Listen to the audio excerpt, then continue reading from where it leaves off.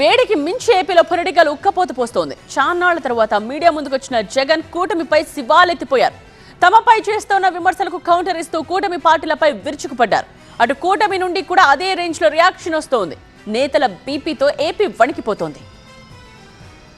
అమరావతి దగ్గర నుంచి మావిగన్ వరకు, హత్య రాజకీయాల నుంచి పెట్రోల్ రేట్ల వరకు అన్ని అంశాలపై ఏపీలో పొలిటికల్ రచ్చ నడుస్తోంది.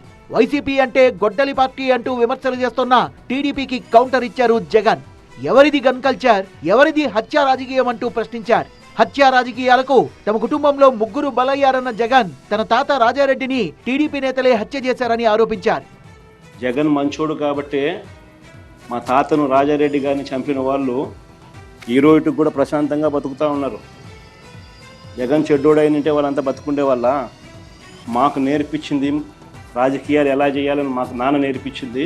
హత్యలు చేయమని కాదు, చంద్రబాబు నాయుడు గారి మాదిరి ప్రజలకు మంచి చేసి మంచి పేరు తెచ్చుకొని రాజకీయాలు చేయాలని. అది చంద్రబాబుకు మాకు ఉన్న డిఫరెన్స్. జగన్ వ్యాఖ్యలకు కౌంటర్ ఇచ్చారు కూటమి నేతలు. రాజశేఖర రెడ్డి మరణంతో లబ్ధి ఎవరికి జరిగిందో అందరికీ తెలుసన్న మంత్రి సత్యకుమార్ నేరపూరిత రాజకీయాలు చేస్తున్నారు కాబట్టి జగన్ ఆత్మరక్షణలో పడ్డారంటూ విమర్శించారు.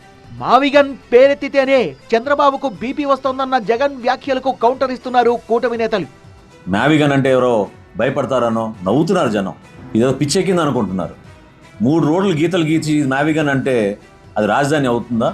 దయచేసి పవన్ కళ్యాణ్ గారికి ఉన్న సంస్కారం, ఆయనకున్న ఓపికని మీరు బలహీనత అనుకుంటే చాలా పొరపాటు. కూటమి ప్రభుత్వం అధికారంలోకి వచ్చి 2 ఏళ్లైంది, కానీ ఇంతవరకు సూపర్ 6 అమలు కాలేదు.